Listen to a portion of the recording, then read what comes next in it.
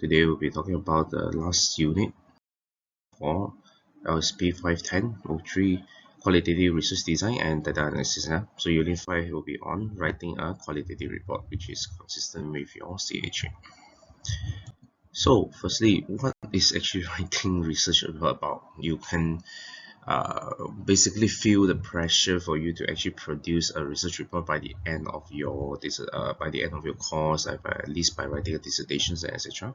Seems like writing becomes a larger and larger part of what you are studying instead of just giving you knowledge or talking about the psychological concept. Now it's more actual practical side of psychology where you need to actually conduct research here and then write it out. So the aim of writing a research report is always to communicate the research activities, so mainly targeting like academics and also to disseminate the findings, meaning that you spread out the news that you have find something new, you have found something that is interesting. Johnson even go as far as saying that writing is researching. The main idea is that if you have done it but you're not telling anyone, well, what's the point?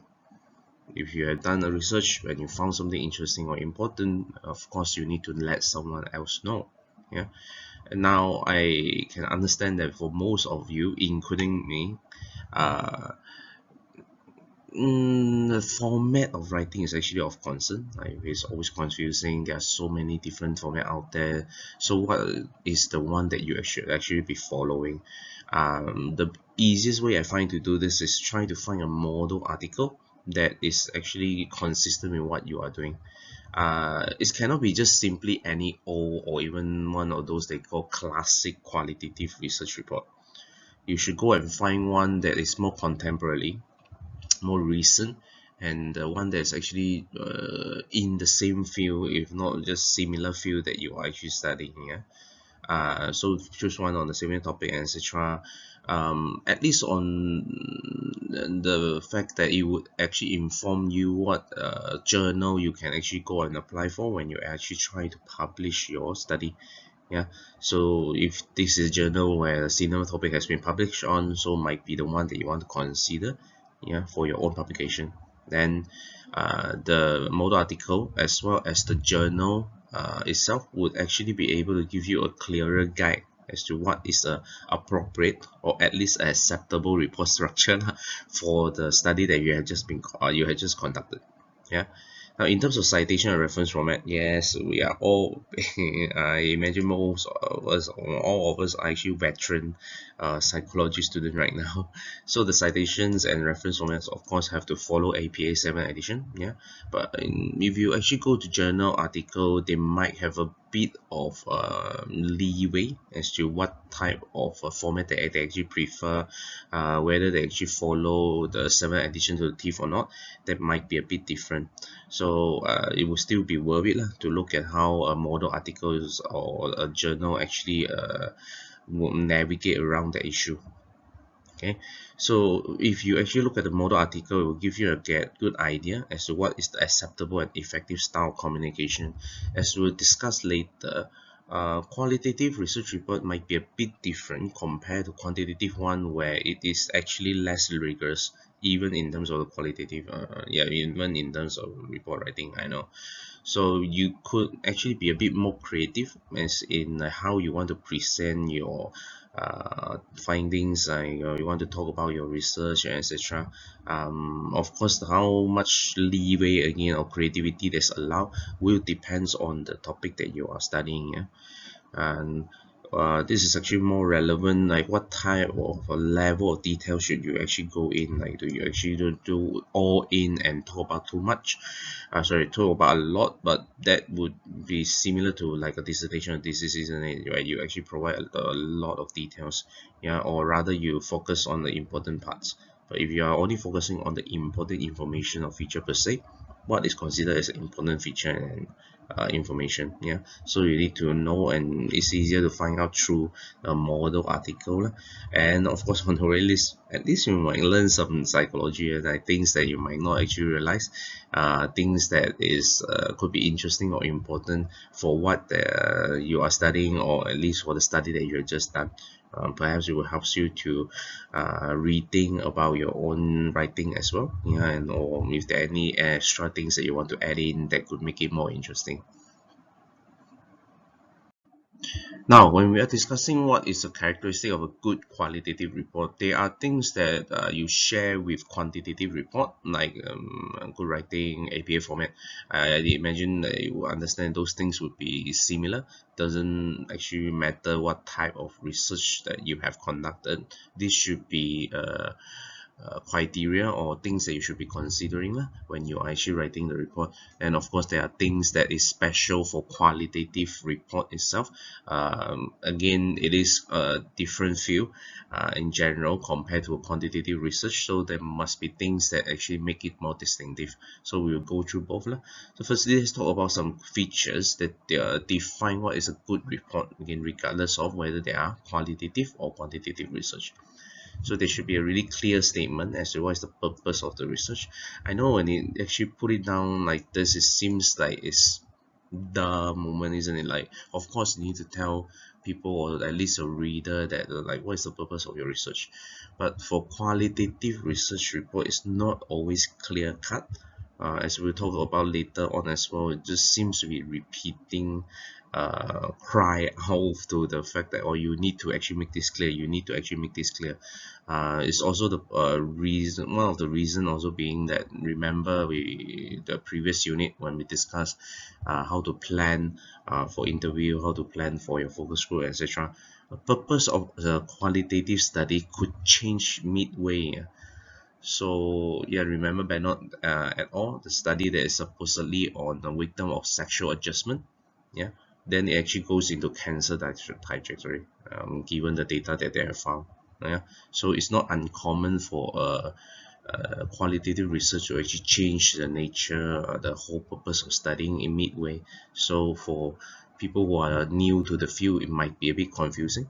So while the fact that you change the nature of the study or even including the aim is acceptable given that there is good justification, you still have to make it clear what is the purpose of the study, yeah, from the beginning to the end and in general what is it about now. This is really important because it gives a reader a clear idea of what to expect, or whether this is a paper or a publication that they will want to spend more time reading on. Yeah. So justify similarly research questions that are being actually employed or tested in your particular studies. Again, same thing with the purpose. It gives the reader a clear idea. Okay, this is something relevant to me. This is something that I want to read on. When you read something that's totally different from what you expect, and the one at least that the reader will be unhappy lah. So you'll be causing distress basically in another person who is actually spending time reading your publication. Again, on the minimum level, it seems unfair, isn't it? It's not just not nice. Okay. So other than the purpose and research question, the next thing is the data collection methods. Yeah, in psychology, of course, this will be the research design for quantitative research in general. For qualitative psychology, then you look at it separately for data collection and data analysis. That would be like the research design. Again, given the vast variety of data collection and data analysis method for qualitative research are there, you want to be really clear on what you have used, what you have chosen, and why. So again, it's all about justification. You need to justify and convince the reader that you have made the correct choice. Like, this is why you are using it. So it's not something that's random. So out of all these methods, you are choosing this because it's the best to test what you are doing or investigating the research question that you have in mind. Yeah. Now, the report drawn conclusion logically is a bit debatable here. This point, if you are drawing conclusion with qualitative report, then it should be logically coherent and emerge from the data and findings. Yeah, so it cannot be that throughout your result section you are talking about, let's say, weight loss being something that's in general negative. Yeah, people actually don't like to talk about it, people don't want to think about it, but then at the end your conclusion you say that weight loss is good. then it will be really weird. Again, it will be so unprofessional of you. I imagine that the paper would not even get published if you actually went through a proper channel and proper journal. Okay, but as we will discuss later, conclusion is not something that is naturally comes for qualitative research. Yeah, so in many cases, there might not even be an actual conclusion section for the qualitative study that you conducted. Alright, so saying that the features that you share with a good quantitative research report, now we go to what is the features for a perfect qualitative research report. This sounds a bit dry lah, but I assure you there are good reasons why we're talking about this. Okay, so what is a perfect qualitative research report? So firstly, the overall structure is consistent throughout and logically coherent. I imagine that this is similar to like you have to be shared with a quantitative research as well lah. That's the reason why you want to refer to a model article as well. So it tells you what is the overall structure. Yeah, and consistent, logically coherent means that similar to conclusion argument just now, it should be pointing towards the same direction. Yeah, the purpose of your study and should actually inform your research questions. Your research questions should be linked to your findings because your findings should be informing you about your answer to your research question. So again, let's just use an example that we have been using in previous unit. Let's say you want to actually study the experience of nurses taking care of elderly patients during the COVID-19 pandemic. Okay, so that is your research question. Then your findings and your data analysis, data collection should be all about that topic. So your sample should be nurses taking care of elderly patient. Your question asked should be about their experience during the pandemic time, COVID-19 pandemic time. Again, while taking care of the elderly patients. Your findings, your teams, or your content analysis, everything should be trying to answer that particular question. Then the conclusion should be about that as well. So what is their experience and why is it important? Yeah, it cannot be that your purpose is to study the experience of the nurses, but then in the middle you actually talk about weight loss, you actually talk about they do not have enough food, etc. All those things. Yeah, then maybe you even turn into talking about the elderly experience during the COVID-19 time, but you did not actually justify or try to talk about why the purpose or direction changes in the study itself. Yeah, so those things means that why is it does it mean for consistent and coherent lah? Okay, so researchers should demonstrate a full understanding of the nature and assumption of the chosen methodology. Again, it's all about the justification. Justify, justify, justify. Why are you choosing this? What is the distinctive features? How is it specifically relevant or specifically relevant or specifically suitable for the study that you're actually conducting? Okay, why you choose the particular method out of so many different methods? Okay, so provide sufficient detail at all stage for two things. One, of course, if a person want to replicate it, they can. Number two is that the research can be evaluated. Yeah, again, particularly for qualitative research, given the inherent flexibility nature, yeah, it's important to actually tell people what you have done in a bit more detail so that people or your reader are able to evaluate whether you've done the correct things, whether this is something that would be recommended or not. Yeah, and ideally there are evidence that author has been creative. Again, qualitative research report, the creativity actually means that the findings or the study itself are moving the field in general forward in a meaningful direction, so it's not regressing back lah. Remember the key thing, one of the key features of qualitative research is social justice, which means that in this case, whether you have push the field or the society towards that direction or not. So are you actually advocating for a certain social justice issue or social injustice and etc., or you have actually informed the researcher in the particular field, even including those who are quantitative researcher, something meaningful, like this is something that you want to look at, etc. Okay, so that is the idea. Other features also include authors have been diligent and exact in the research planning, so meaning that everything is clear, thought out, and it's an informed decision. It's not like, again, freely winging it as though it's like, oh, I wake up one day and then I decided that content analysis would be a better data analysis method than team analysis. That's why I changed it halfway. So all those things would signal that the qualitative research itself is bad lah, and then of course the report won't be good in that sense. Again, saying that qualitative research is flexible doesn't mean that you don't need planning, and you still need to conduct planning carefully and then carry out the execution at a similar cautious level. Okay, so key concept and research finding are presented clearly. So this is something that we already talked about in more detail in unit 3 and 4. Okay. The concepts are always used appropriately and carefully, so meaning that you have to be really careful when you're talking about different psychological construct, especially when you are trying to imply them in your findings. So saying that, oh, this quote actually means what? Yeah, it has to at least make sense lah. Again, using same example for the nurses, if someone say that they do not have enough support for the hospital, but they have given so much to them, etc., etc., etc. So the general idea could be that they feel like they deserve more support, yeah, or they feel like they have not been treated fairly.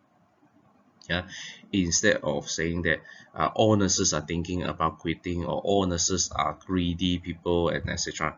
Yeah, so it doesn't make sense, right? So the concept that, yeah, you use whenever you try to use it has to be appropriate. Again, it's justification. Okay, so you want to adjust the level of reporting as well as the language used depending on the target readership. So if it's like general academic, which means that your paper is a bit more theoretical in nature, then you can use a bit more jargon, yeah, that is more relevant or inherent to the field itself lah.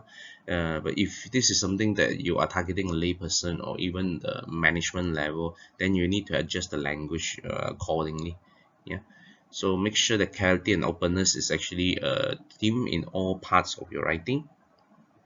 So saying that, it means that there's no attempt to disguise any problem or uncertainty. Again, because qualitative research is flexible in nature, it's not uncommon for something unexpected to happen in the study. It could be the participant actually withdrawn, or participant actually don't want to continue on the interview sections or the fossil fuel session. If something like that happen, you want to just or report them honestly. There's no point like trying to cover it up or using obfuscation, yeah, where you just purposely write weakly so that in any issues not really discovered by your reader, like, oh, you don't need to know, so I don't tell you, etc. But if your target audience would include academic, like whether you like it or not, they will find out, and it would not be a good picture if that's the case. So recommendation will still be honest. If it's actually such a big issue, then just try again, do another research. Yes, unfortunately it will be a bit of a waste, but I imagine that no any single study will be a total waste. They will do learn something from the study itself. But in order to avoid this, of course, is careful planning lah. Yeah, so actually learn from past studies what is important, and make sure that you use due diligence in your planning and execution in order to avoid this. Yeah. So other features include like keen and tolerance. This is actually quite interesting. Suggests that you can use various creative deviation from the norm. So like qualitative can be different in quantitative, where you can change your writing style away from the conventional one. So you can actually include things like dancing, poetry, drama, video, even evocative writing or publishing on a website, etc., in order to disseminate the information or express the information. So you can actually give a link of a particular dance, the dance that is performed by the researcher themselves. It's actually quite interesting reading. I myself don't agree with that, given I'm not really an art person in the sense that, but I do find that it's actually quite interesting. I agree with the idea that this could be consistent with the nature of a qualitative research as well, given that again creativity is something that's inherent in the spirit or ethos of qualitative research. Yeah? So if it applies and it actually helps promote understanding of the reader, why not? Seriously, I would promote it myself. Yeah. Okay. So make sure that the report is resonating with the qualitative research ethos. So it's like what is the key spirit and key characteristics that we'll talk about later a bit. So you should engage in self-questioning. So at every step, you should ask yourself whether you have carried out or performed due diligence. Is there anything else that you have done better? For qualitative research report, this is widely accepted concept called reflexivity, where the researcher actually reflect on the whole process and think about whether it can be improved, what else can be done in order to inform the future research as well. So this is highly recommended. So other than all those things, then it should be professional or at least proper writing for the level that you are targeting lah, and follow APS edition. But as mentioned just now, for different journal article, they might have a bit of a different leeway that they are targeting. So you can actually just follow the instruction by the journal article that you are aiming to publish in.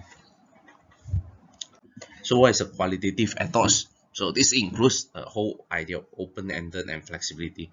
So both data collections and data analysis should be open-ended. You even the research aim, remember, everything is remain open-ended. It's flexible. You can change it when the need arises. And the key thing is that it's justified. Well, why is it important? Why is it interesting to actually change it? Yeah.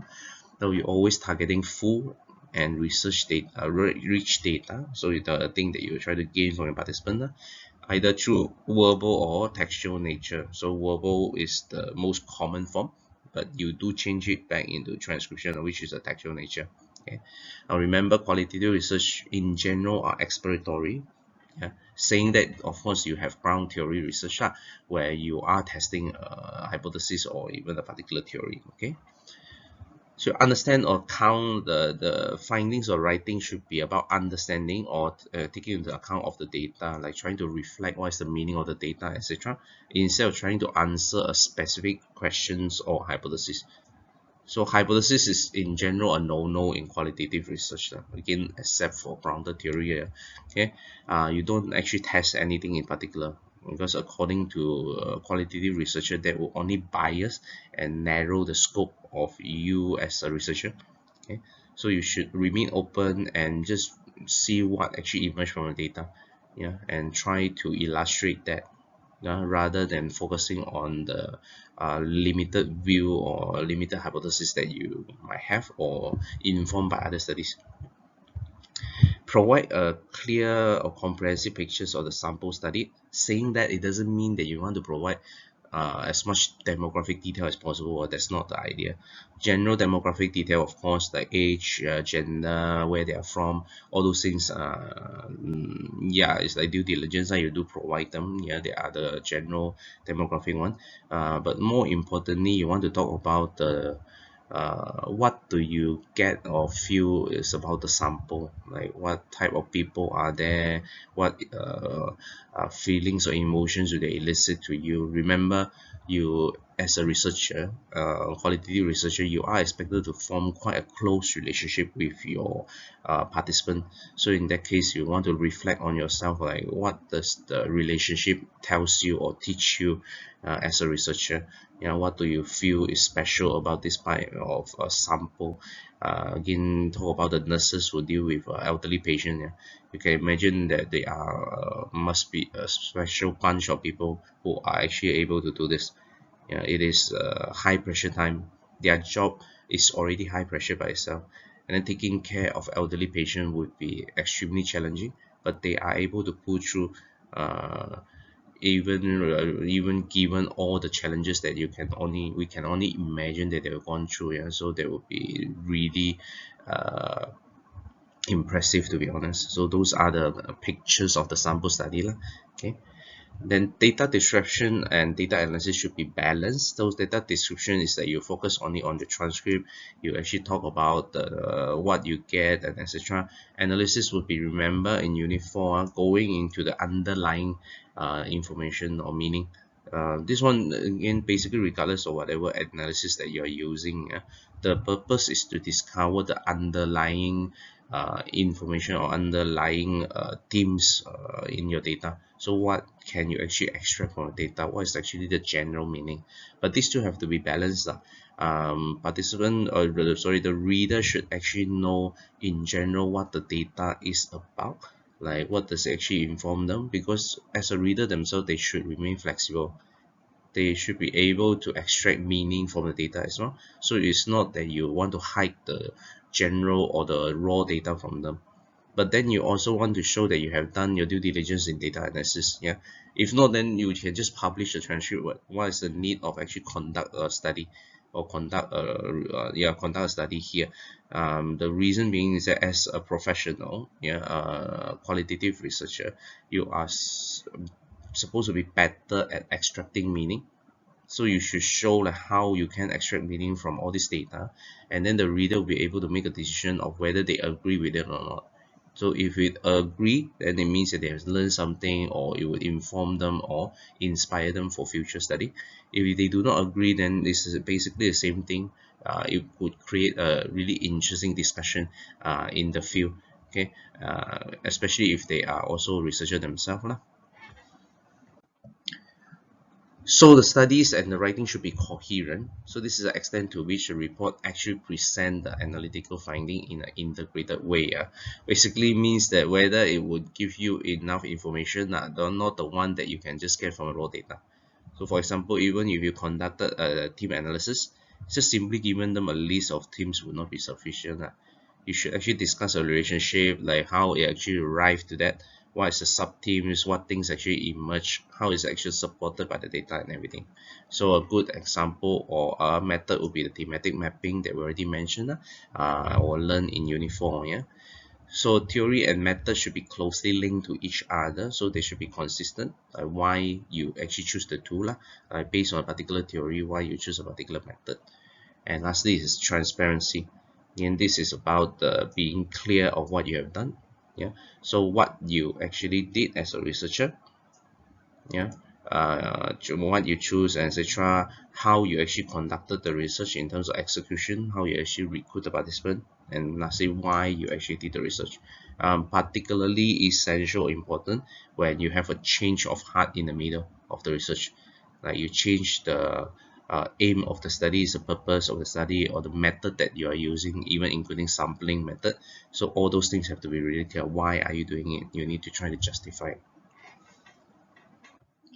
So analysis should be plausible, credible, and meaningful. This is going back into justification of the analysis method that you use. Yeah, should be something that would allow you to investigate what you want, and you're able to provide citation or support for it. Why you actually do this? Well, for example, the thematic analysis, you choose the 6-step model by Braun and Clark. Then you should provide the citation by Braun and Clark, and then actually give a bit of information as to who actually apply the method. Is it something that is generally or typically applied in the field that you are studying, or is it something that's recommended even?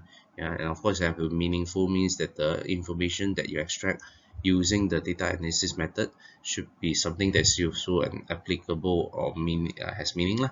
Okay, so qualitative again is different from quantitative research in that researchers are expected or encouraged to incorporate their own personal perspective. So yeah, you do want to be reflexive when you're writing, but the whole piece should not be about you reflecting lah. Is the like I think at every step. No, the citations and support is still essential. Okay, but especially in the discussion section, you should have quite extensive writing about your own reflection, like what does it actually inform you now. You have the findings, yeah, you actually have all this data, you have engaged with the participant of your study. So what does it actually tells you, how you actually evolve as a person throughout the process. Okay. So acknowledge the context of data collection, meaning like where the site that you actually go and collect, yeah, how is it special, how is it different, and how it actually how it actually affect your data analysis. Yeah, given that the site that you choose must be special, can the data be applied outside or not? So can it be generalized outside of the site? Yeah. So target audience, once they actually read the report, should find a personal connection with the content. So again, it's always about personal and meaning, etc. with qualitative research, instead of being like unbiased, have to be really clear cut and rigorous with the quantitative research report. Okay, so that is the qualitative ethos. So those are the informations or that you should bear in mind before you're actually writing or throughout the writing process. So now let's talk about some criteria that determines the quality of a quantitative research report. Yeah. So firstly, when a reader actually read your report, they should feel like there's a perspective ownership. So the researcher actually take responsibility for the whole report. So it's saying that this is my decision, like why we actually do this. So this will include a commentary on any subjectivity and bias, as I mentioned just now, all the reflectivity and etc. The justification. It should be really clear that you are taking the ownership, so you are taking the responsibility or accountability. Yeah. So there should be a connection between theory and method. This is already mentioned just now. Should clearly what you are trying to achieve, like what is you are studying, should be clearly linked to the choice of method that you use in both data collection as well as data analysis. Then remember, meaning is the focus. Yeah, it's not about statistics. It's not about hypothesis testing. It's not about causation. Okay, and the context is vital. Remember, we talk about what is the research context, where you actually get the data, the context of the data, yeah, the site and etc., or how you interpret the data, like the manner that you have done. Again, this is quite important for qualitative research because your findings is basically the interpretation of you as a researcher. Okay, so different people, when they actually read the same quote, might arrive to a different conclusion or interpretation. So in this case, you have to be really clear, trying to express or explain it to the reader what context actually lead you to your interpretation. So again, how your interaction, let's say with the nurses in the particular hospital, actually helps you to arrive to this particular conclusion or interpretation of their data, instead of what a lay person who have no connection with the nurses will actually think. So open-endedness is a key thing again for both data collection and data analysis. Yeah. So for data analysis is not really bound by data analysis is only bound by data saturation and sufficiency. Yeah. So as mentioned in unit 2 lah, there's no such thing as a optimal number that you can plan for. So everything is about emerging patterns or emerging emerging conclusion from whatever data that you're collecting lah. Okay, so the focus should always be on rich data. This could go back to unit 3, where the key thing in data collection is always trying to encourage the participant to talk more and at a deeper level. Again, is talking more alone is not sufficient. It should be engaging the participant at a deeper level, asking them about their personal reflection, asking them about their personal experience. Yeah. So there should be a clear balance between description and interpretation, one that we already discussed just now, especially in terms of when you're talking about description of data as well as the interpretation of the data. So analysis that you use should be transparent. So like how you do it, what you did, and why you did it. Yeah, that should be quite clear and should be understandable to the reader, yeah? Which is one of the things that quantitative report tends to be lacking lah, because they tend to engage quite a lot of jargon when you are talking about research design, research methodology. Qualitative researchers try to avoid this and try to use a bit more general terms rather than the jargon one.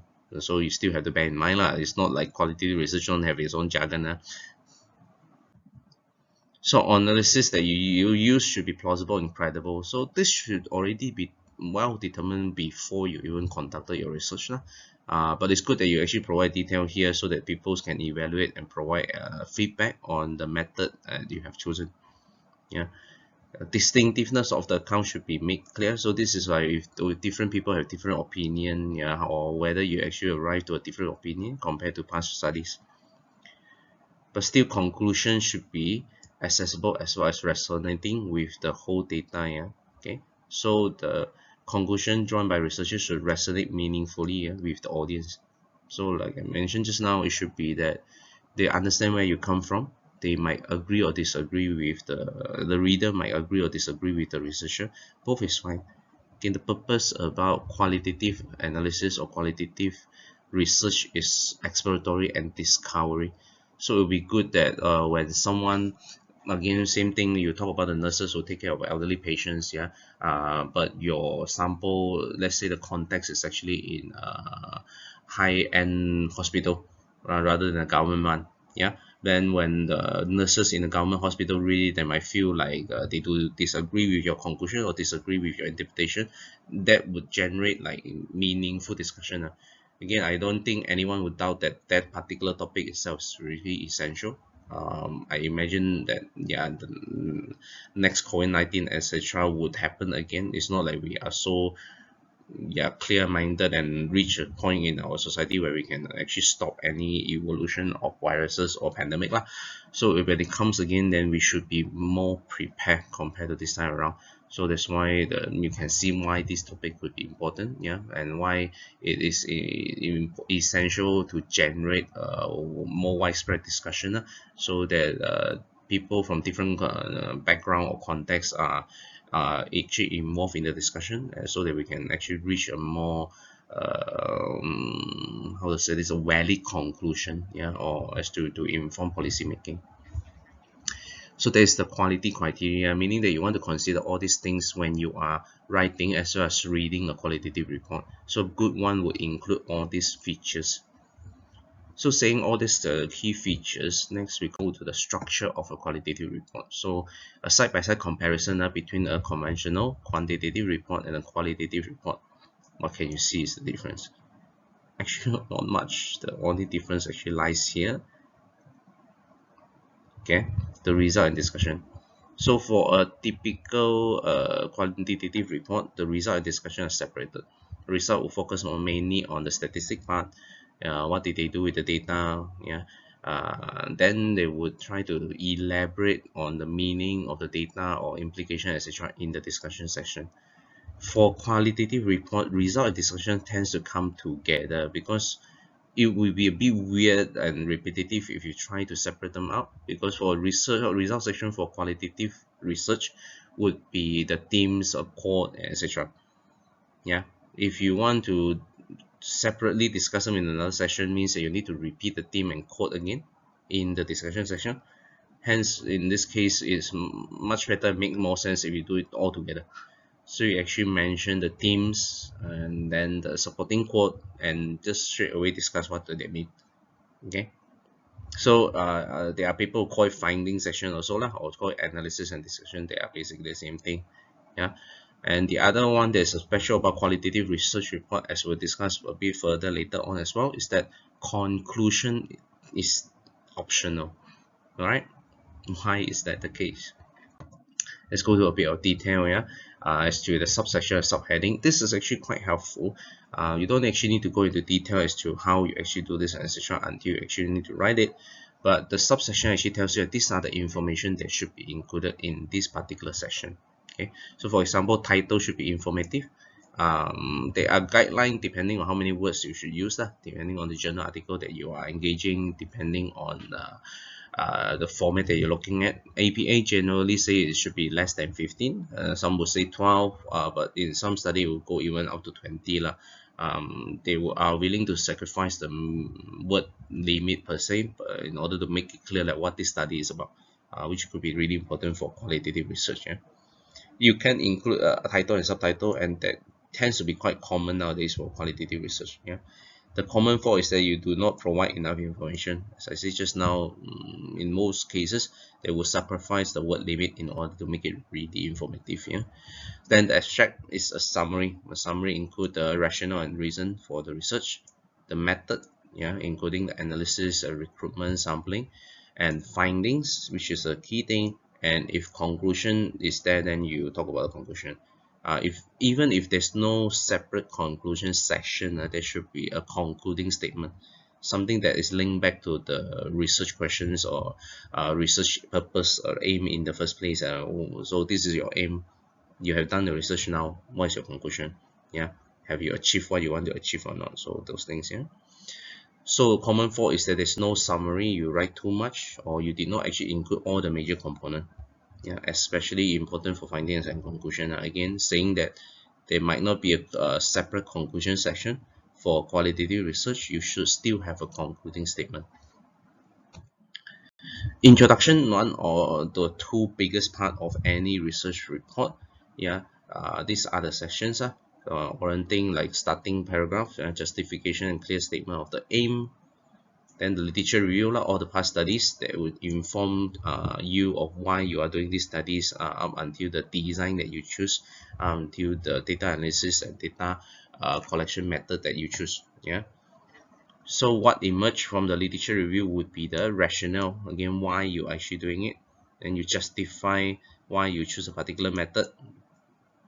Do not give a general justification as to why your study is qualitative rather than quantitative lah.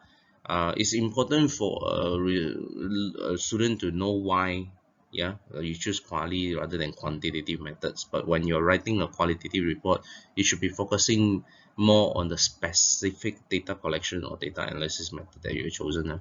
Okay, so statement of the specific research question that you want to address.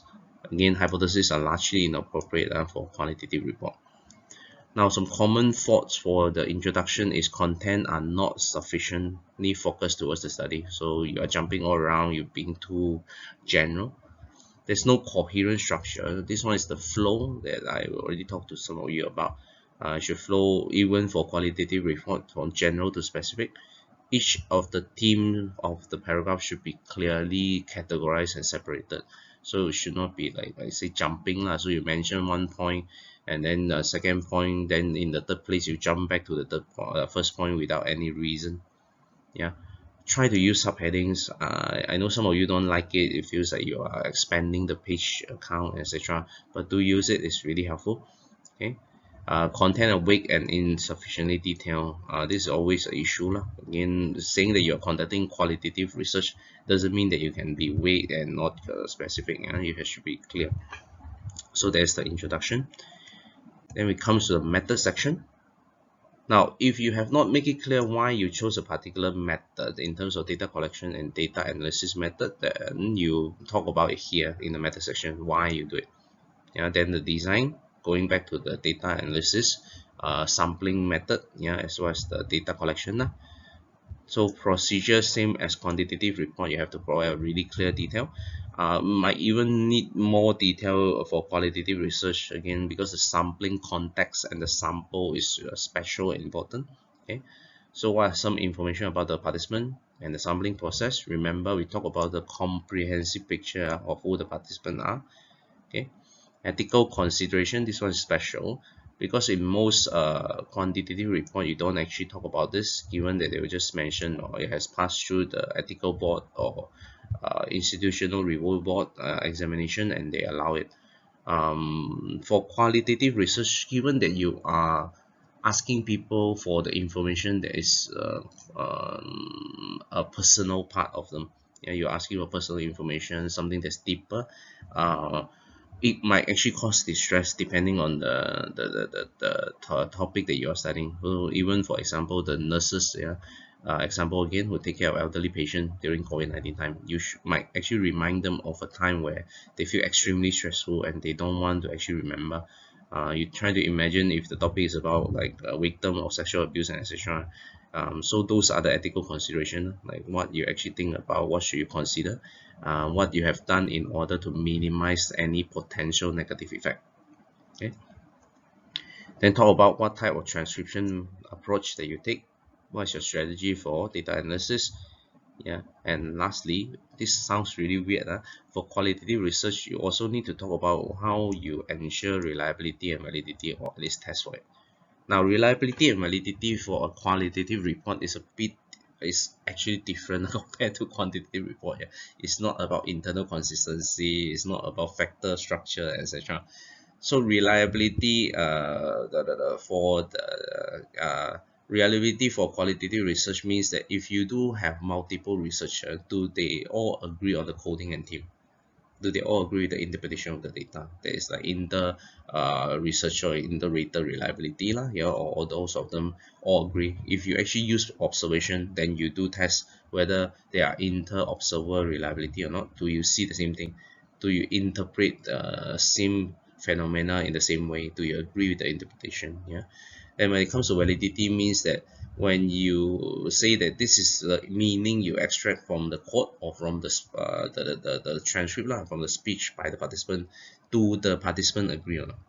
So you should have a procedure or a process where you actually go back to the participant and ask them, like, this is what I extract from your data or from the information that you have provided. Do you agree with the interpretation? Yeah, so that is the validity lah, whether your interpretation is actually accurate. So common fault here would be the failure to present detail of the data collection method. Again, this is even a bit more pressure on the researcher to talk about the sampling process, the sampling context. Yeah. So at the very least, you be clear about what qualitative analysis method have been conducted: content analysis, theme analysis, Freudian, everything lah. So depending on what you have used, please provide a bit more detail. The reason why this is important is that qualitative data analysis method is less well known still compared to quantitative one. So it might be quite yeah, the reader might not be familiar with it. In that case, you do want to provide a bit more detail in order to help with the reader understanding the research. Then is the result and discussion section, which is a finding section. So you talk about what analysis that you have done on the transcription. Yeah, provide the quote that support your findings, like we have show you guys in unit 4 lah. Yeah, you provide the themes, how you arrive to the themes, and what quote are actually supporting it. You can provide some simple quantification to support the validity of your interpretation. So for example, like how many people actually mention the same theme. Yeah, what is the percentage? Yeah, you can actually use table to present them the information rather than just writing it in paragraph. Yeah, you can have table themes that are supported by different code, and for each code you might have a supporting each code you have a supporting code. Yeah, they actually link to each other that will actually show a coherence of your data findings as well. Now, some common fault in this section is that there's a failure to carry out a thorough systematic analysis. Yes, even qualitative data analysis need to be systematic. It's not again something that you can just wing it. Okay, you only identify a few themes and illustrate with the quotes, but you do not try to embrace all the data. So you do not try to paint a comprehensive picture using the theme. You're simply presenting, okay, these are what people say and this is a theme. That's it. You're not trying to use the theme to explain the data and how they are actually a part of a coherent body. Okay, and there's no attempt to develop a better fitting theme lah. This one go back to the 6-step model in the case of whether you have actually done the examinations and re-examination or not of the themes. Do they actually fit the data? Do they seem like coherent to each other? Again, that's the reason why quantitative analysis can take quite a bit of time and effort. It's not like statistic where you put the data in, as long as your measure is valid and reliable, then it will run within minutes and then you have your result. That's it. Your data collection might take longer, but data analysis is fast. Yeah. Quality can be different in that way lah.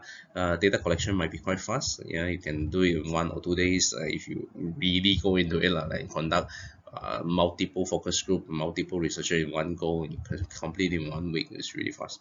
But data analysis, on the other hand, might take a bit longer. Yeah. If you want to do a proper job where you actually really want to go into data and interpret them and do a valid thing, a thorough analysis.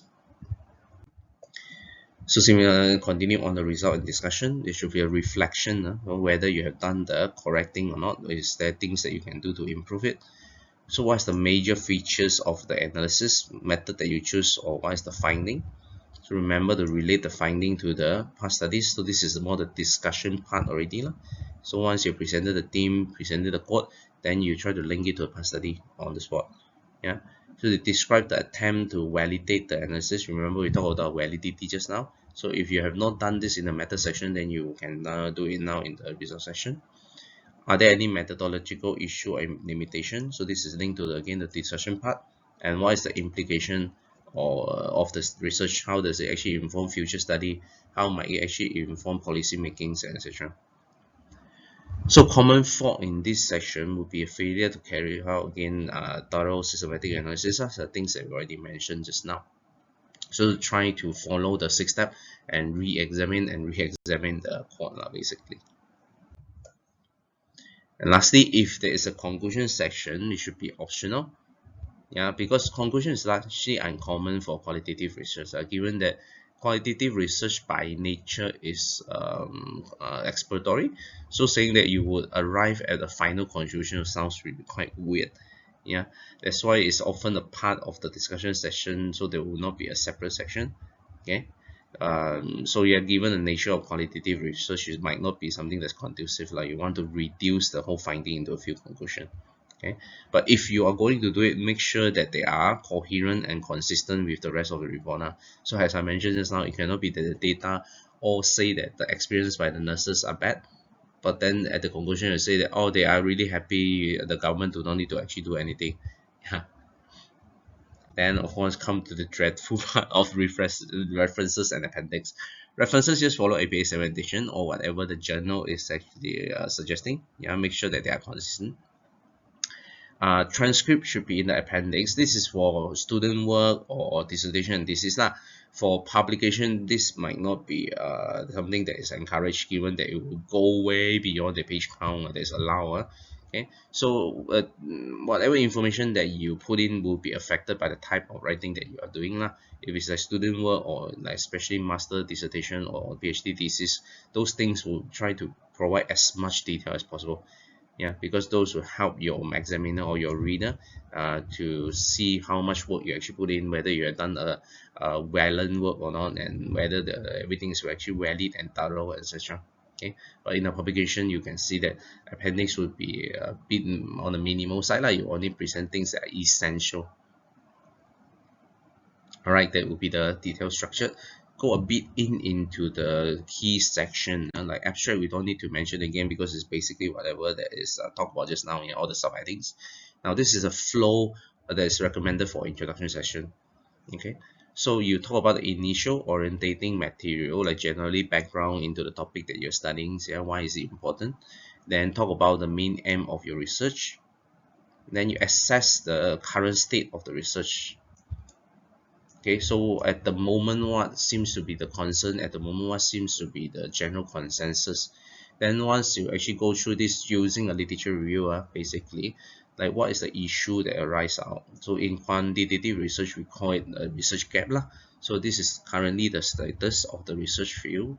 Like what is actually missing? Yeah, what should we actually concern about that actually justify further research? Yeah, and saying that this is a gap and still actually justify why you need to address it, then it goes to what method are you using to address it. Yeah, so what type of data collection or method or data analysis, yeah, in terms of qualitative research. Then a more precise specification of your research question and a summary of what you hope to find out.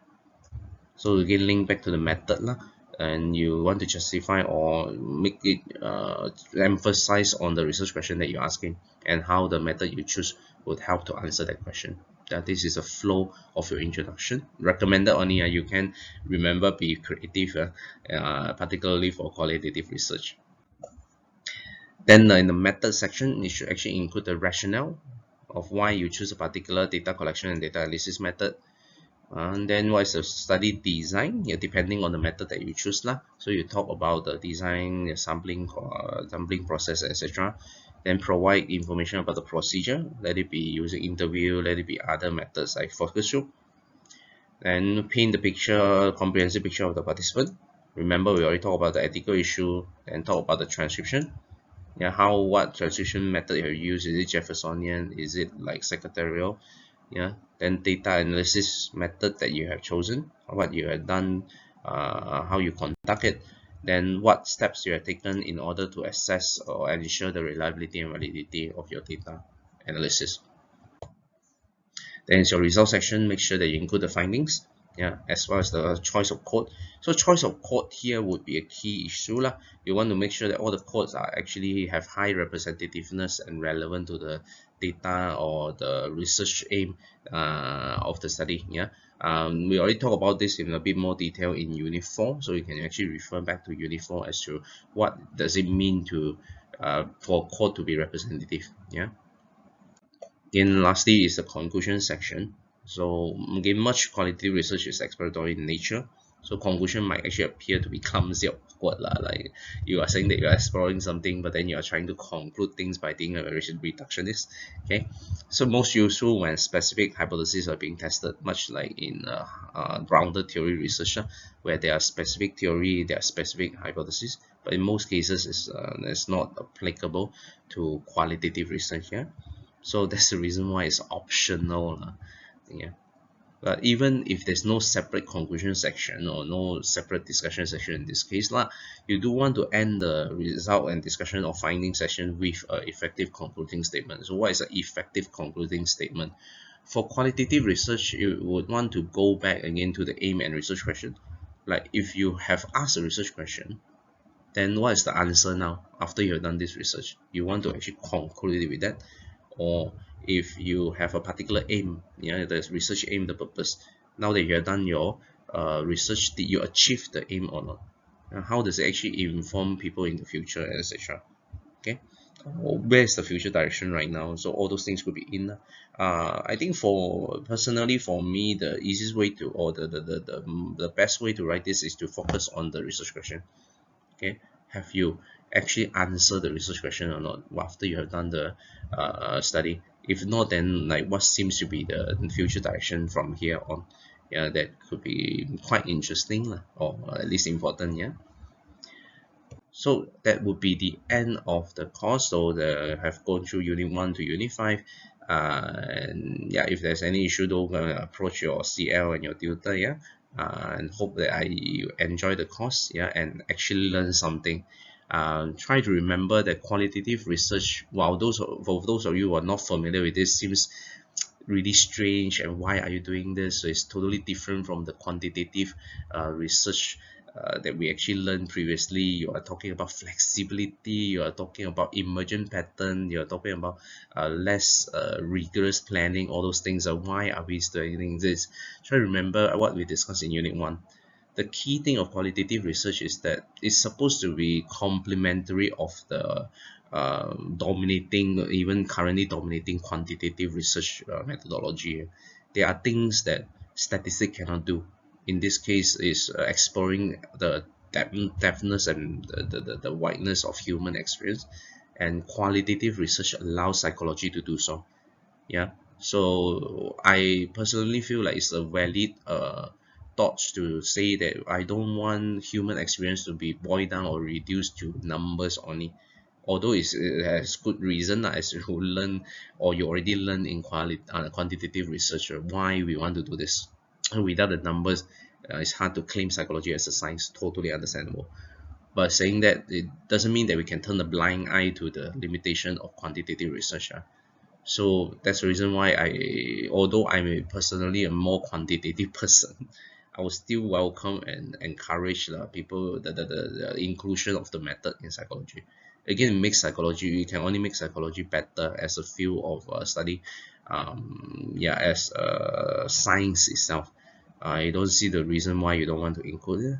But saying that is still good for a contemporary student like you to actually learn both, yeah, so they can decide where you want to go in your future, or at least what you want to do for your dissertation for this particular course. All right, okay, hope you have fun. Yeah, okay, bye bye.